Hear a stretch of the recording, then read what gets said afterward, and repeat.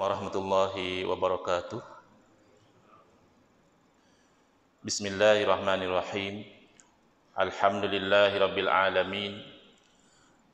Wa afdalus salati wa atamut taslimi ala sayyidina Muhammadin wa ala alihi wa sahbihi ajmain. Rabbi shrah li sadri wa yassir li amri wahlul 'uqdatam min lisani yafqahu qawli. Subhanaka la ilma lana illa ma 'allamtana innaka antal alimul hakim. Allahumma akhrijna min zulumatil wahmi wa akrimna binuril fahmi waftah alaina bima'rifatil ilmi wa sahhil akhlaqana bil hilm waj'alna mimman yastami'una al-qawla fayattabi'una ahsanah. Allahumma ati nufusana taqwaha wa zakkiha anta khairu man zakkaha anta waliyuha wa maulaha. Allahumma arinal haqqa haqqan warzuqna ittiba'ah wa arinal batila batilan warzuqna ijtinabah, amma ba'd. Alhamdulillah, muslimin muslimat, hadirin hadirat yang saya hormati, khusus kepada para alim ulama, tuan-tuan guru, para ustaz, tuan imam, tuan bilal, pengurusi tak dapat tunggu kerana ada urusan di Kuala Lumpur, timbalan pengurusi, ahli jawatan kuasa, pemimpin masyarakat dan sekalian yang hadir dalam kuliah subuh pada pagi Jumaat ini. InsyaAllah pagi ini kita akan fokus pada tajuk yang sama kita kongsi di masjid semalam. Sebab katanya masjid ni pun kalau boleh nak ambil kuliah maghrib. Nah, semalam nak kuliah maghrib juga, maghrib saja. Jadi daripada kita berebut, kita bawa tajuk sama, kita bagi tak tajuk sama je. Mana hak tak boleh kuliah maghrib semalam dihidangkan dengan perbincangan yang sama, iaitu isu sunnah dan bid'ah. Secara umum kita orang Islam ni bila sebut nak ikut sunnah tu kita berakhirlah. Kita naklah.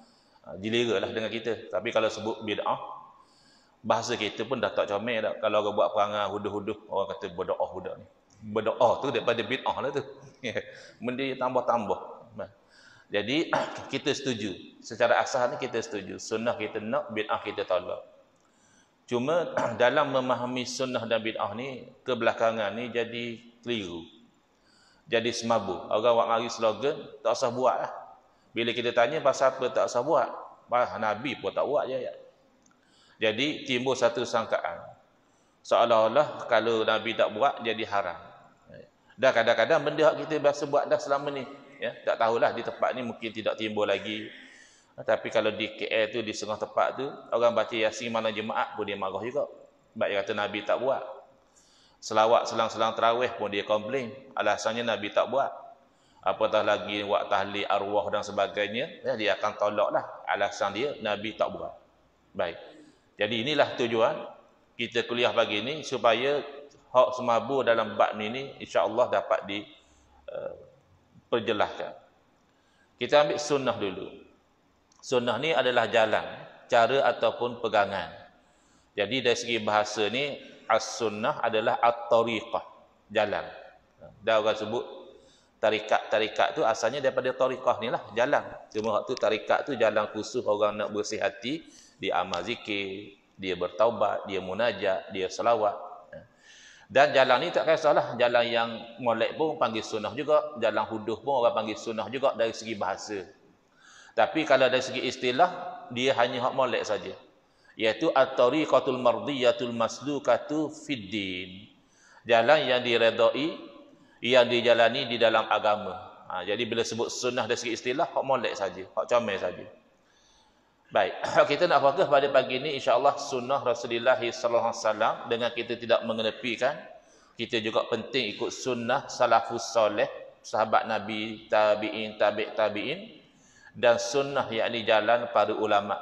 Kerana kita sendiri diberitahu bahawa al-ulama'u warasatul anbiya. Ulama adalah pewaris pada para nabi. Baik, kita fokus pada sunnah Nabi sallallahu alaihi wasallam.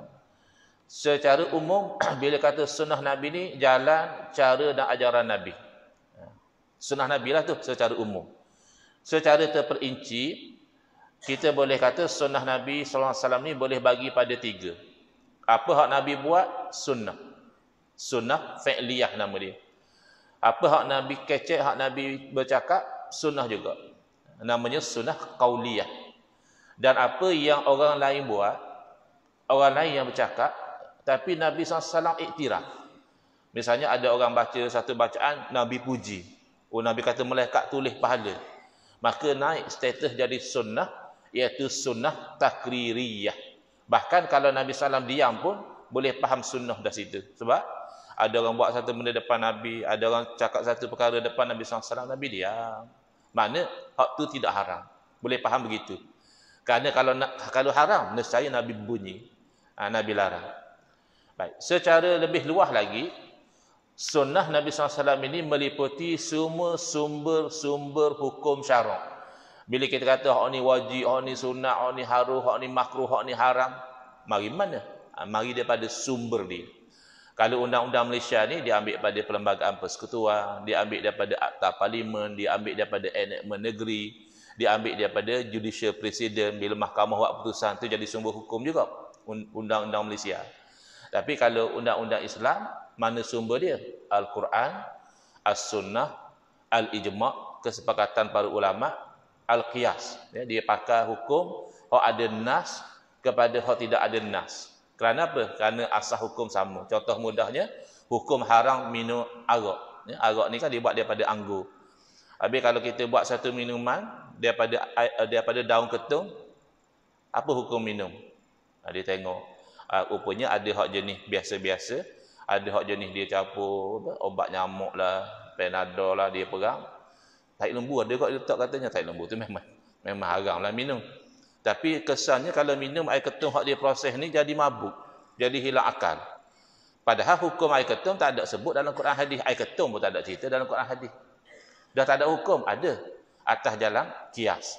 Mana ia ambil hukum haram yang ada pada minum arak, ia pakai pada minum air ketum dengan asas hukum yang sama, iaitu sama-sama memabukkan. Dan sumber hukum yang lain lah, ada sebut tentang masalih mursalah, saddu zara'i, ada tentang apa kita panggil istishab, istihsan dan sebagainya.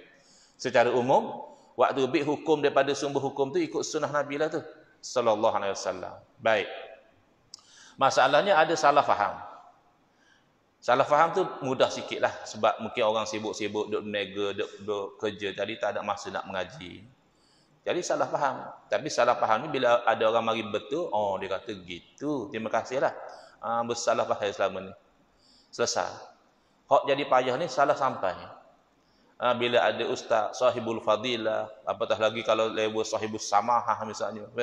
Dia wayak kata, gua baca Yasin malam jemaah ni. Tak ada dalil, Nabi tak buat. Ustaz tak kata betul. Ya. Kerana duk selawat selang-selang tarawih ni tak ada dalil kata Nabi buat. Bahkan kadang-kadang dia kata ni apa qada semayang hak sengaja tinggal ni tak ada dalil. Yang ada dalilnya kalau kita tertidur kena qada atau kita lupa kita qada. Kalau sengaja tak ada qada. Sudahlah lah. Hak berkecek pula ada PhD. Kita pun kata betul dah ni. Kita buat selama ni salah rupanya. Jadi kadang-kadang jadi orang tu keliru. Hamba Allah ni dulu rajin mari sejid malam jemaah. Pertama nak dapat pahala jemaah. Nombor dua biasa sejid malam jemaah buat baca Yasin ramai-ramai. Hak bagusnya hak nak buat jamu makan pun malam jemaah juga, boleh makan free. Tak. Jadi semangat mari malam jemaah. Tiba-tiba dia dengar ustaz oyak baca Yasin ramai-ramai malam jemaah ni bid'ah. Tak boleh buat. Dia nengung rumah dekat nak garik malam jemaah tu, bini tanya dah abang tak pergi sejid malam ni. Bukan tak segi. Masalahnya dia ni dia buat bid'ah. Akhirnya duduk rumah tengok Gusti. Sunnah mana tak tahulah tengok Gusti tu. Jadi keliru siang ke dia. Dan kadang-kadang jadi berpecah di balah. Saya harap di Terengganu ni, di Setiu ni tak jadi lagi lah. Di sebuah masjid di antara Petaling Jaya dengan Shah Alam. Nazir cerita pada saya, dia kata baru ni jemaah, baru ni tu lama dah lah kisah ni. Jemaah balah dalam masjid. Dia kata buat apa jadi macam tu? Dia kata masa salam tu ada sebahagian jemaah selawat. Kan dia baca itu kan. Sambil-sambil salam tu, sallallahu ala Muhammad, sallallahu alaihi wasallam. Oh, duk sedap selawat, mari seorang marah. Selawat apa dia kata ni? Bid'ah. Nabi tak buat. Hak kena marah tu marah juga. Hak kena marah. Jadi akhirnya balah dalam sejik. Balah dalam sejik ni bid'ah ke sunnah? Jelas-jelas dah tak betul.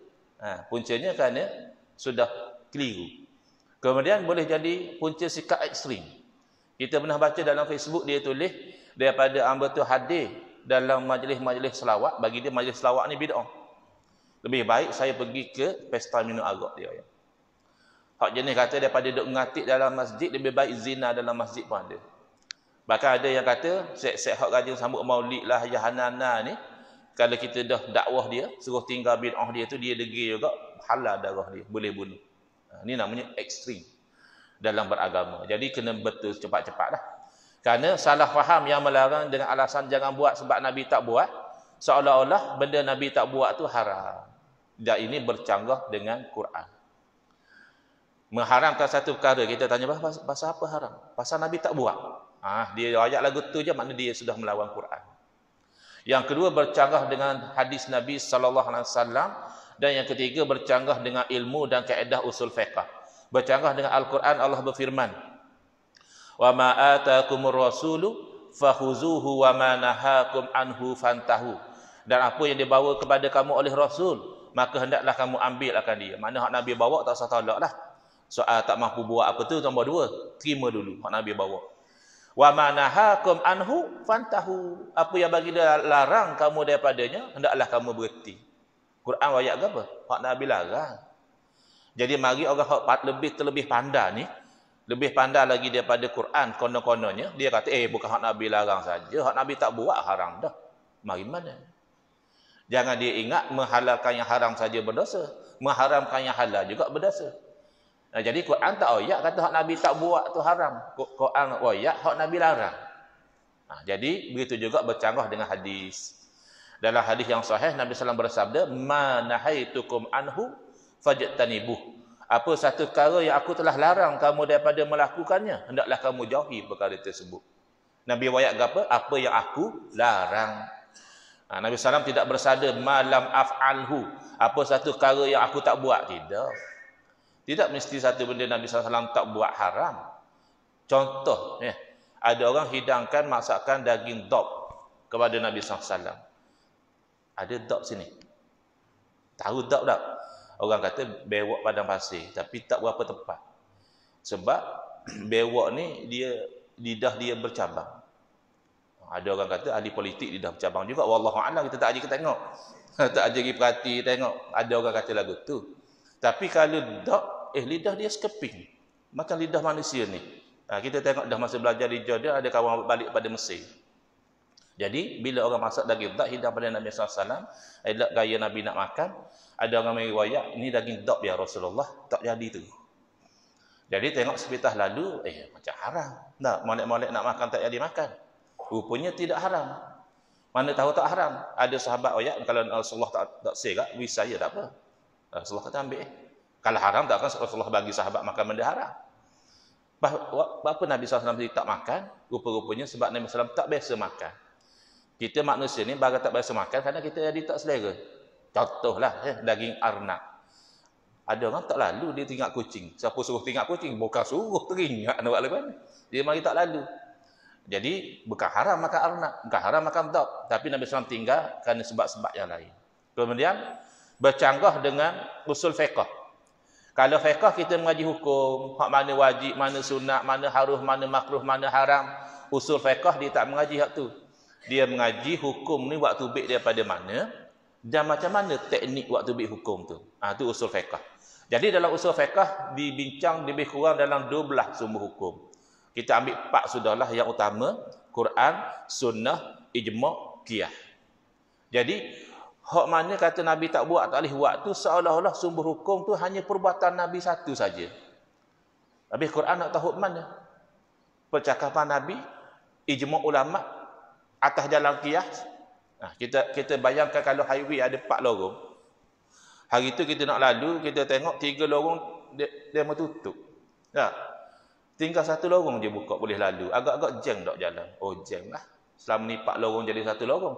Sudahlah dia buka satu lorong. Hak dia buka satu lorong tu pun dia bagi 3, 2 dia tutup, 1 je dia bagi lalu. Lori bas pakai parking tepi jalan lah, tak celuh. Kereta pun tak celuh kali. Hak celuh je motor RZ banyak masuk Terengganu saring dua. Lalu daripada KL ada pesta motor ke di Terengganu.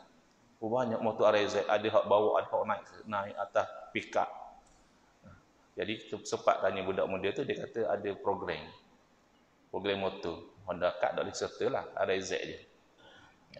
Jadi apa cerita ni? Inilah bayangan yang berlaku pada agama kita. Asalnya nak sapa pada hukum, lalu lorong Quran boleh, lalu lorong sunnah, lalu lorong ijma', lalu lorong qiyas, boleh sapa hukum belaka. Tahu-tahu dia tutup 3, dia hanya fokus pada sunnah saja. Sunnah masih luas lagi. Ada sunnah perkataan, ada sunnah pengiktirafan, ada sunnah perbuatan. Dia hanya nampak sunnah perbuatan saja. Contoh, amalan berzikir ni kan macam-macam dah. Subhanallah zikir, alhamdulillah zikir, Allah akbar zikir. Hak sahur di tempat kitanya, afdaluz zikri fa'lam annahu la ilaha illallah.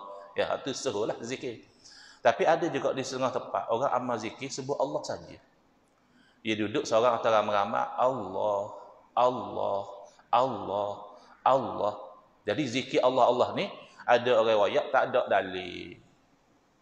Tidakkah Al-Quran dalil?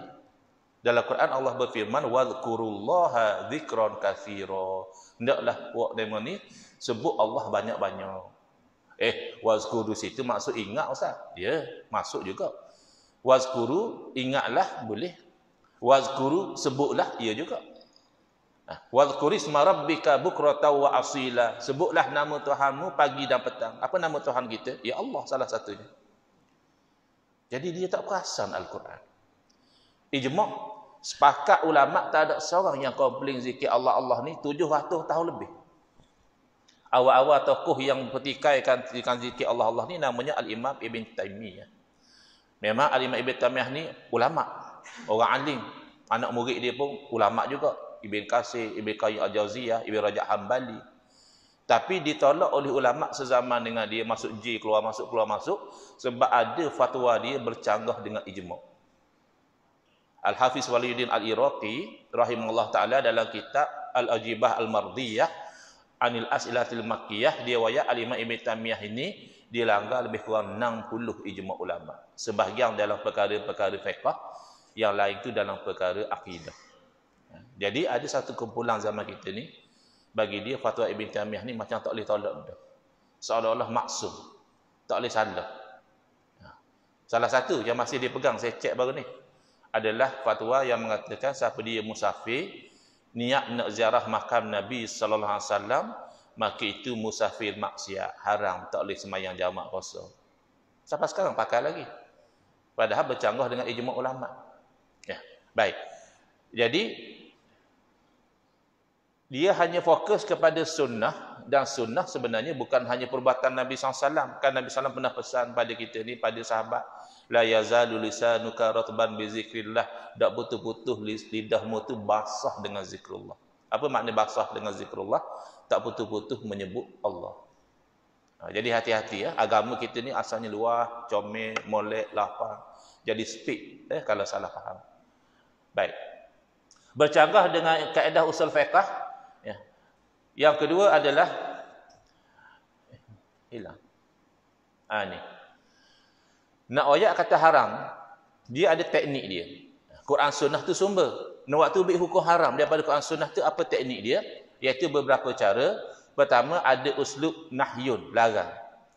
Ada uslub mengharamkan, tahrim, memang disebut haram. Dan kadang-kadang tidak dilarang, tidak diharamkan, tapi dikeji.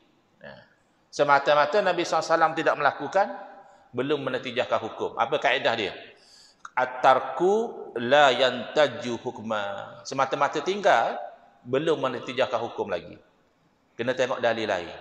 Contoh Nabi SAW meninggalkan perbuatan minum arak. Nabi tak minum arak. Adakah kerana Nabi SAW tak minum arak, maka minum arak itu haram? Tidak.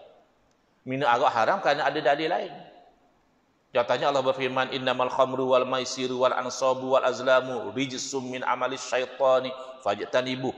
Arak, berjudi, tilik nasib, sembah berhala, perbuatan yang kotor daripada perbuatan syaitan. Satu dah tanda kata haram. Yang kedua, fajtanibuh, hendaklah kamu jauhi akan perkara tersebut. Makna haram dengan dalil saat ni, bukan dengan sebab Nabi SAW tidak minum arak. Right. Kemudian contoh larang, wala taqrabuz zina, dan janganlah kamu hampiri zina. Hampir zina haram dah. Tu ada orang masih petika, dia kata mana boleh takak orang khalwat, dia tak berzina lagi. Dia memang tak berzina lagi. Masalahnya dia sudah menghampiri zina. Satu kesalahan. Yang kedua, usruk tahrim. Misalnya innama harrama alaikumul maitah, hanya saja Allah Taala mengharamkan ke atas kamu tu bangkai, yakni haram memakan binatang yang tidak disembelih secara syar'i. Mana tahu kata haram, itu sebut dah haram. Dan yang ketiga, zammul fi'li. Misalnya dalam hadis, Nabi SAW bersabda, man ghasya falaisa minna. Barang siapa yang menipu, dia bukan daripada golongan kami. Nabi tak kata jangan menipu. Nabi tak ayat kata menipu itu haram. Tapi bukan daripada golongan kami, itu satu bentuk kejian. Maka difahami kata menipu itu haram. Tak ada dalam kaedah usul fiqh, kalau Nabi SAW tak buat, maka haram. Tak ada. Jadi orang hak berkecek kata jangan buat sebab Nabi tak buat, ini namanya berkecek di kedai kopi saja. Ilmiahnya tak ada nilai. Baik. Puncanya mana? Punca salah faham. Iaitu salah tafsir makna hadis Nabi SAW, wa kullu bid'atin dalalah, dan setiap perkara bid'ah adalah sesat. Hadis sahih. Tapi ada yang memahami hadis ni dengan makna yang tidak sahih. Sebab bila dia tengok setiap tu, dia jadi, mana boleh ada benda baru hot molek. Nabi SAW sendiri wayak setiap perkara bid'ah tu sesat. Cuba tengok ulama' faham macam mana. Al-Imamun Nawawi rahimahullah ta'ala, ulama' besar, dalam mazhab Syafi'i dan diiktiraf oleh mazhab-mazhab yang lain, kata beliau, qauluhu sallallahu alaihi wasallam wa kullu bid'atin dalalatun, sabda baginda SAW, dan setiap bid'ah itu adalah kesesatan, haza amun makhsusun. Ini adalah lafaznya umum tapi maksud dia khusus. Maksud dia itu tertentu. Apa dia? Wal murad ghalibul bid'ah. Yang dikehendaki adalah kebanyakan bid'ah, bukan semua. Hati-hati. Kalau sudah masuk dia punya virus tak berapa nak faham ni, orang Arab pun tak faham. Saya pernah dengar orang Arab, dia boleh kecek Melayu lah, duduk di Terengganu lama.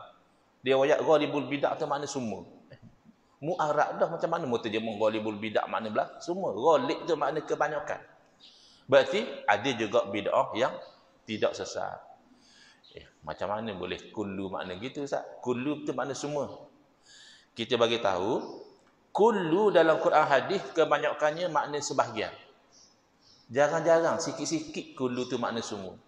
Bahkan dalam bahasa kita pun, kalau budak sekolah hoyak dah, saya pergi sekolah setiap hari, agak-agak 7 hari seminggu ke dia pergi? Tak, 5 hari ya. Hari cuti dia tak pergi. Mari Jumaat dia tak pergi dah. Sabtu tak pergi. Isnin, Selasa, sini Ahad dah. Ahad, Isnin, Selasa, Rabu, Khamis. 5 hari seminggu dia pergi, dia boleh hoyak saya pergi sekolah setiap hari. Itu baru bahasa Melayu. Tengok bahasa Quran pula. Allah berfirman, tudammiru kulla syai'in bi amri rabbiha. Taufan ataupun bencana itu menghancurkan setiap sesuatu dengan perintah daripada Tuhannya. Kalau tengok tak ada lah tak hancur. Sebab Quran kata kulla syai'in. Ya, fa asbahu la yura illa masakinuhum, maka jadilah kaum tersebut tidak kelihatan lagi kecuali tempat tinggal mereka. Oh, tempat tinggal maknanya tak binasa. Gunung ganang syai'un tak binasa, langit bumi syai'un tak binasa. Maka kulla syai' maknanya kebanyakan. Dalam suratul Kahfi, Allah Ta'ala berfirman, wa kana wara'ahum malikun ya'khudhu kulla safinatin ghasba. Kan kisah sehulah kisah ni. Nabi Musa AS bila dapat tahu ada orang yang ada ilmu lebih, iaitu Nabi Khidir AS, dia nak menuntut ilmu. Tapi Nabi Khidir ayat awal-awal dah, mu tak kena sabar. Kalau mengaji dengan aku, mu tak sabar. Bagi mu tak tahu, mu tak sabar. Tapi Nabi Musa AS bersungguh nak menuntut ilmu, ayat insya-Allah aku sabar. Tapi memang tak sabarlah sebab perbuatan Nabi Khidir AS ni zahirnya melanggar syariat. Antaranya apa? Naik sampan, Nabi Khidir gila tebuk sampan tu. Kan merosakkan harta benda orang salah. Kemudian membahayakan nyawa orang pula kalau masuk air. Ya, akhirnya Nabi Musa komplain. Lepas lama 2-3 kali komplain, cukuplah setakat tu. Nabi Khidir terang satu persatu. Nabi Khidir wayak sampan ni bilik orang miskin. Jadi sampan ni sumber cari rezeki lah di laut. Jadi saya nak bagi cacat, nak bagi lubang ni bukan saja-saja. Kerana ada di sana seorang raja yang dia mengambil setiap sampan tu sebagai rampasan. Setiap sampan, mana semua? Dah. Sepakat ahli tafsir kata, sampan yang diambil oleh raja ni hanyalah sampan yang molek. Sampan yang ada lubang, yang ada sopek, raja tak ambil. Dan itulah hikmah Nabi Khidir AS buh lubang tu nak menolak mudarat yang lebih besar. Antara sampan berlubang dengan sampan tak ada, ringan sikit sampan berlubang boleh baik kibul lain. Kena rapah habislah. Tak boleh cari makan lah. Ya, begitu. Baik, dalam hadis Nabi SAW bersabda, kullu ibni Adam ya'kulhu turabu illa ajbaz zanab. Setiap anak Adam yang makan oleh tanah kecuali tulang sulbi. Pada Nabi anak Adam dah. Anak Adam. Tapi pada Nabi bila wafat tidak dimakan oleh tanah, jasad tak repuk. Orang mati syahid anak Adam dah, anak Adam. Tapi Allah jaga jasad dia. Kalau macam tu tak betul lah hadis ni ustaz. Bukan hadis tak betul. Cara awak faham hadis tak betul. Awak tidak boleh faham kullu ibni Adam makna semua anak Adam. Awak kena faham kullu ibni Adam maknanya kebanyakan anak Adam, bukan semua.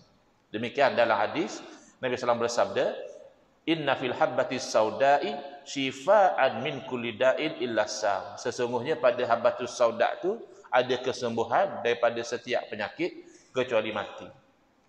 Jadi ahli-ahli syarah hadis kata setiap penyakit itu maknanya kebanyakan. Ada juga penyakit-penyakit yang kalau obatkan habbatus sauda pun dia tak sembuh. Begitu. Dan ini dalil boleh amal selawat syifa. Jangan ada orang kata tak boleh amal selawat syifa sebab bid'ah dan syirik. Ya. Di mana syirik? Kamu ayat Allahumma salli ala sayyidina Muhammadin tibbil qulubi wa dawaiha wa afiyatil abdani wa shifaiha. Jadi kamu kata Nabi SAW tu adalah kesembuhan pada tubuh badan kita. Sedangkan yang menyembuhkan penyakit siapa dia? Allah. Bila kamu kata Nabi SAW tu kesembuhan, kamu dah syirik. Ni Nabi SAW riwayat habbatus sauda kesembuhan.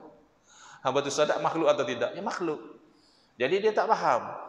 Nisbah sembuh pada makhluk adalah sebab. Nisbah sembuh pada Allah tu hakikat. Dia hakikatkan sebab apa tak faham. Dia baca macam mana ayat Quran? Wa ma ramaita id ramaita walakinallaha rama. Bukan kamu yang melontar ketika mana kamu melontar. Mana satu betul? Betul belaka ayat Quran. Berarti bukan kamu melontar secara hakikat.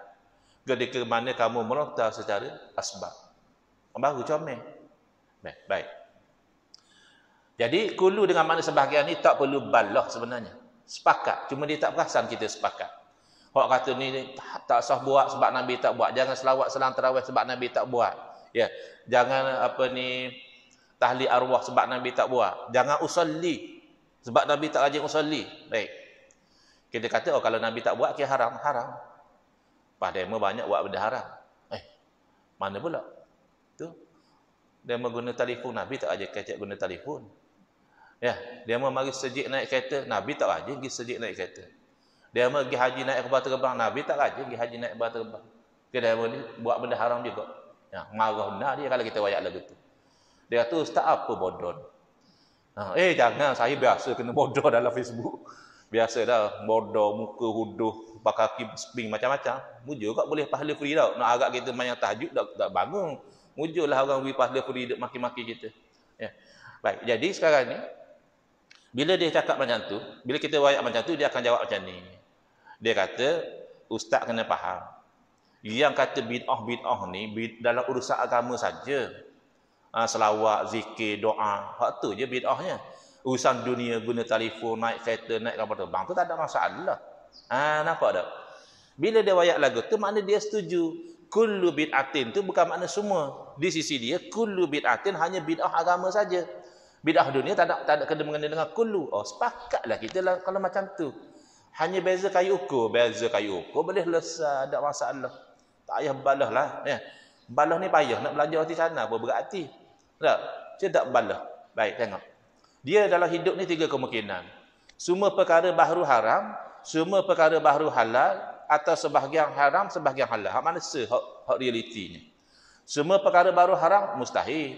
Buh kapek dalam sejik baru. Nabi tak ajeng buh kapek dalam sejik. Haram lah. Oh, nyaknya lagu tu. Lagi pula buh ekor, buh kipas dan sebagainya. Tak mungkin semua perkara baru haram. Tambah baru ni. Oh, bimbang kita. Apa dia? Masa PKP, Nabi suruh semayang lagu mana? Kalau ada ruang, kena penuh dah. Masa PKP, tu wayak lagu mana? Tu imam tolong wayak dah. Tu imam wayak, sila jaga penjarakan sosial. Orang tu nak ambil dalil mana tu? Kalau semua perkara baru haram, bakat berdosa habis mufti-mufti. Kemudian semua perkara baru halal, mustahil. Misalnya pembedahan tukar jantina, tak ada zaman Nabi SAW. Dia boleh lah? Tak boleh. Ya. Jadi, ataupun orang buat video lucah, jual video lucah zaman Nabi, mana ada video-video ni? Ya. Adakah halal belaka? Tidak. Ada yang haram. Maka nak tak nak kita terima hak ni lah. Sebahagian perkara baru haram, sebahagian perkara baru halal. Cuma nak tahu macam mana haram, macam mana halal, mudah saja. Selari dengan syarat halal. Bercanggah dengan syarat haram. Hak ni kayu ukur disebut oleh Imam Syafi'i rahimahullah ta'ala sendiri, ulama salah. Ulama salah dah Imam Syafi'i ni. Hak tu kita pelik, ada kawan-kawan kita mengaku dia ni salafi. Jadi salafi ni sebenarnya bagus, iaitu pengikut salaf. Tiba-tiba dia mengaku salafi, ulama salah dah wayak dah, dia tak sikut. Baik itu kawan-kawan kita sebelah Kedah, sebelah Penang, dia wayak lagu mana? Dia kata, ustaz, hak lagu tu mereka bukan salafi. Habis itu, salah pi. Salah pi kot ni, mereka pi kot lain. Oh, salah pi tak ambil. Kita nak salafi. Oh, salah pi tak. Saya kita masuk dalam lokang berat. Baik. Imam Syafi'i terang bid'ah ni 3 poin lesal lalu. Ustaz aku ni dia tak apa fasih. Jadi dia cerita panjang. Ya. Imam Syafi'i cerita rekah je. Jelas. Al-bid'atu bid'atani. Poin yang pertama, perkara bid'ah tu 2 jenis. Poin yang kedua, mahmudatun wa mazmumah. Satu jenis terpuji dan satu jenis lagi terkeji. Poin yang ketiga dan terakhir, fama wafaqa sunnata fahuwa mahmudun wa ma khalafaha fahuwa mazmumun. Mana perkara baharu yang selari dengan sunnah, hak tu terpuji. Mana perkara baharu yang bercanggah dengan sunnah, maka yang tu terkeji. Macam mana nak tahu berselari atau bercanggah? Ulama. Ulama lah kaji sembahyang jarak-jarak masa pandemik apa hukum, ya. Itu benda baru. Tapi mesti ada hukum. Kemudian kawan kita, ya, yang mengaji di luar negara, di mana, di Mesir ke, di Madinah ke, ngaji 4 tahun, dia wayak Imam Syafi'i tak betul. Hak betulnya, hak dia, iaitu perkara baru dalam urusan dunia boleh, perkara baru dalam urusan agama saja haram. Betul tak? Kita cek. Nak tahu betul tak betul, kita cek. Sini. Pertama, kalau dia kata perkara baru urusan dunia boleh, seolah-olah syarak ni hanya mari untuk tadbir agama saja. Kira dunia tak ada hukum. Tak mungkin. Sebab tu ada syarat jual beli lah. Ada jual beli haram, ada jual beli yang halal. Umumnya jual beli tu halal dah. Tapi ada pesen-pesen jual beli macam ni tak boleh. Ya. Munakahat ada hukum. Munakahat urusan dunia. Nikah kahwin cerai berat urusan dunia. Apa ada hukum? Ya. Muamalat lagi lah. Jual beli, sewa, menyewa tu urusan dunia. Ya, jenayah urusan dunia. Orang buat salah nak hukum macam mana? Takkanlah agama ni hanya nak tadbir ibadat saja. Kita ambil contoh mudah lah. Insurans nak kita kasih dengar. Kadang-kadang orang kita semabuk insurans dengan ansuran. Ansuran lain, bayar bulan-bulan. Bayar kereta ansuran. Insurans lain, bayar bulan-bulan juga. Tapi kalau berlaku satu benda, sakat insurans bayar pada kita. Macam insurans kereta tak? Accident, sakat insurans bayar. Jadi insurans ni bid'ah. Tak ada zaman Nabi sahabat ambil insurans. Bukan insurans saja bid'ah, takaful bid'ah juga. Tak ada zaman Nabi sahabat jadi ejen takaful. Kan ada dia dengar sahabat jadi ejen takaful. Tak ada. Takaful ni bid'ah. Kenapa insurans konvensional hampir semua ulama dunia wayak haram? Padahal ia bid'ah dunia. Tak, insurans ni hanya cerita dunia. Kalau accident nak bayar berapa? Kalau jatuh sakit macam mana bayar berapa? Ya. Urusan dunia saja. Dia wayak haram sebab bercanggah dengan syarak. Ada elemen tak pasti gharar, ada elemen riba, ada elemen maisir. Oh, kalau macam tu macam Imam Syafi'i wayak lah. Tak kisah dunia agama bercanggah dengan syarak, itu bid'ah yang terkeji. Ya, selari dengan syarak macam takaful, dia akad tabarruk, dia kontrak derma. Jadi derma tak kisahlah, tak tahu dah boleh ke apa pun, dah kita nak derma macam khairat kematian. Jadi boleh. Yang kedua, kita uji dengan realiti sebenar. Tak. Kita ambil bid'ah dunia yang jelas-jelas, iaitu yang merakam video. Tak. Macam buat sekarang ni. Ni bid'ah tak ada zaman Nabi. Boleh ke tak boleh? Di sisi kita tengok dulu. Kalau buat rakam video ceramah boleh. Tak langgar syarak. Tapi kalau rakam video lucah, ya haram.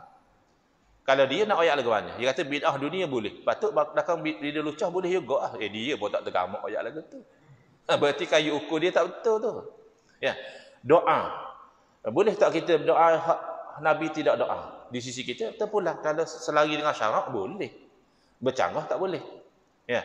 Contoh, kita berdoa, ya Allah ya Tuhanku, berilah anak-anak Korea ni masa periksa SPM nanti dapat kejayaan yang cemerlang, biar boleh A belaka. Ada ke Nabi doa lagu tu? Tak ada. Bahasa Melayu pula tu. Ya tak? Kalau kita nak hukum lagu mana tu imam hak doa lagu tu? Sesat masuk neraka ke lagu mana? Dia pun tak tergamak ayat lagu tu. Berarti kayu ke dia tak betul. Kalau tak, dia kata tak boleh. Doa ni kan ibadah. Maka doa ni suruh Sya'ban tak boleh. Nabi tak buat. Doa awal tahun tak boleh. Akhir tahun tak boleh. Ya. Doa suruh calon pilihan raya menang. Boleh pula. Tak ada juga sama Nabi. Pelik. Ya. Jadi, tak ada masalah di sisi kita. Walaupun berdoa itu adalah ibadah. Tapi dia jenis ibadah yang tidak diikat. Jadi kita ada kelonggaran. Macam selawat, macam zikir. Tapi kalau ibadah yang diikat itu kita sepakatlah. Ya. Nak buat sembahyang subuh 4 rakaat tak boleh tu bid'ah sayyi'ah. Ba'da dia tanya lagu tu. Ustaz kata asal molek boleh buat. Maknanya bolehlah kita sembahyang subuh 4 rakaat. Lah siapa dia kata sembahyang subuh 4 rakaat molek? Sembahyang subuh tu jenis diikat dengan rakaat dengan waktu. Tak, misalnya kata hari ni ada kelas subuh. Hari kita main subuh lepas kuliah sedap sikit. Tak, pukul 7.30 8 lepas breakfast. Mana boleh? Haji ikat dengan tepat. Susah nak boleh visa beratur panjang, kita buat haji di Timur Jaya lah, janji Allah tahun niat kita baik. Mana boleh? Haji mesti di Kaabah. Wukuf tu kalau lain pada Arafah tidak sah. Betul tak? Kita dah sampai sana dah, tiba-tiba nampak orang ramai sangat di Arafah, kita kata kita wukuf di Mina lah tahun ni. Batal tu haji. Dosa. Dah. Tapi hak jenis ada kelonggaran, kenapa kita sempitkan ikut dah? Nak selawat selang tarawih boleh, nak selawat lepas tarawih boleh, nak selawat sebelum tarawih boleh. Barang ada keluasan. Kemudian, hak penting sekali, kita nak ikut Nabi SAW. Beri masa sampai sejam, tapi saya rasa tak boleh juga. Sebab wayat dah ada breakfast. Tak boleh juga kita biar breakfast tunggu lama kita tau.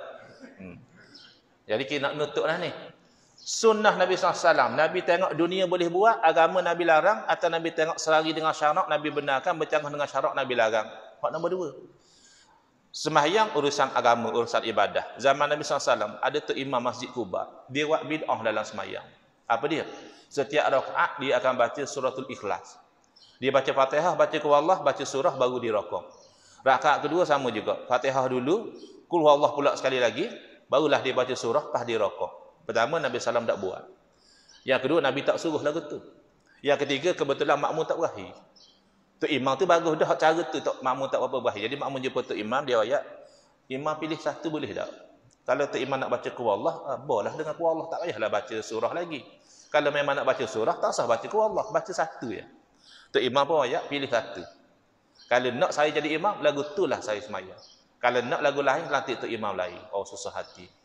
Tok imam ni bagus, makmum suka. Hanya satu benda select, report pada Nabi SAW. Tok imam kami lagu ni, Nabi panggil. Kalau betul lah buat baru dalam ibadah tu haram, tinggal Nabi nak larang je lah. Tak usah buat lah tu imam. Ni benda saya tak rajin buat, haram. Tak, Nabi tanya tu imam, apa sebab tu imam tak nak ikut cadangan jamaah? Dia wayak sebab saya kasih pada suratul Ikhlas ya Rasulullah. Kasih pada ayat Quran bercanggah tak dengan syarak? Comel lah kasih pada ayat Quran. Ada tak larangan tak boleh ulang surah yang sama? Rakaat pertama baca Qul Allah, rakaat kedua Qul Allah juga. Ada tak larangan? Tak ada larangan. Jadi barang tidak dilarang oleh agama, dorongannya pun molek, bukan saja Nabi SAW tak larang. Nabi puji. Nabi kata, hubbuka iyyaha adkhalaqal jannah. Kasih kamu pada suatu ikhlas itulah nanti bagi masuk kamu dalam syurga. Oh, ingat komang Qul Allah. Dengan Qul Allah itulah sahabat Nabi disebut masuk syurga. Ya. Kemudian yang terakhir.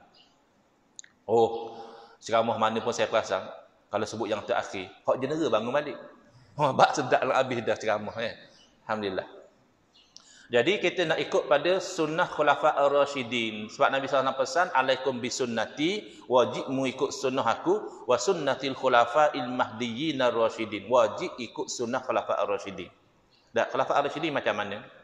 Tak ada masalah. Azan urusan ibadah, betul tak? Zaman Nabi SAW, bukan zaman Nabi saja, zaman Sayyidina Abu Bakar radhiyallahu anhu, zaman Sayyidina Umar radhiyallahu anhu, azan Jumaat sekali ya. Khatib naik atas mimbar, Assalamualaikum warahmatullahi, khatib duduk azan sekali ya. Mari zaman Sayyidina Uthman bin Affan radhiyallahu anhu, Sayyidina Uthman buat bid'ah. Sayyidina Uthman wayak kena azan dulu sebelum itu. Kenapa Sayyidina Uthman buat bid'ah dalam urusan ibadah? Sebab Sayyidina Uthman tengok bid'ah ni hasanah. Hasanah kot celah mana? Hasanah daripada sudut. Oleh kerana orang sudah ramai zaman Sayyidina Uthman duduk jauh pada masjid, azan sekali ramai tinggal salat Jumaat tak dan. Jadi azan 2 kali itu menyebabkan orang dengar, oh dekat nak masuk waktu dah ni, tutup kedai apa semua, dan pergi sembahyang Jumaat. Oh tu ijtihad Sayyidina Uthman je ustaz. Buat apa menjadi gitu? Ni bukan Uthman hidup kat buat kaji ni. Ni Uthman sahabat Nabi. La ilaha illallah. Muat ijtihad Sayyidina Uthman je. Bernilai ijtihad Sayyidina Uthman ni ijtihad sahabat Nabi, menatu Nabi 2 kali, malaikat pun malu dengan beliau. Dan ijtihad Sayyidina Uthman ni tidak ada seorang sahabat pun bangkang. Tak ada akad tangan ni bid'ah Muhammad pun buat, tak ada. Akak setujulah ke? Ini namanya ijma' sahabat Nabi. Maka ijma' sahabat Nabi ni antara ijma' yang paling kuat. Tak boleh langgar. Sepakat sahabat Nabi buat bid'ah dalam urusan ibadah syarat hasanah. Dan akhirnya orang katanya macam ni. Dah Nabi SAW dah wafat dah ustaz. Siapa yang nak wayak kata bid'ah ni molek ke tak molek? Jawapannya waris Nabi lah. Itu makna Nabi tinggalkan waris. Bukan waris harta, waris ilmu. Bila ada ilmu, maka ulama kena nilai. Benda baru ni selari atau bercanggah dengan syarak. Wallahu a'lam. Setakat tu yang saya mampu sampaikan. Ya, ke tutup terus ke ataupun ada nak buka pada soalan. Nah, kalau nak soalan angkat tangan tanya. Tak ada soalan angkat tangan doa deh. Bismillahirrahmanirrahim. Alhamdulillahirabbil alamin. Wassalatu wassalamu ala sayidina Muhammadin wa ala alihi wa sahbihi ajmain. Allahumma syrah sudurana wa ahsin akhlaqana wa azim ujurana wa nawwir qulubana bi nuri hidayatika kama natarada bi nuri syamsika abadan abada bi rahmatika ya arhamar rahimin walhamdulillahi rabbil alamin amin ya rabbal alamin wal afu minkum.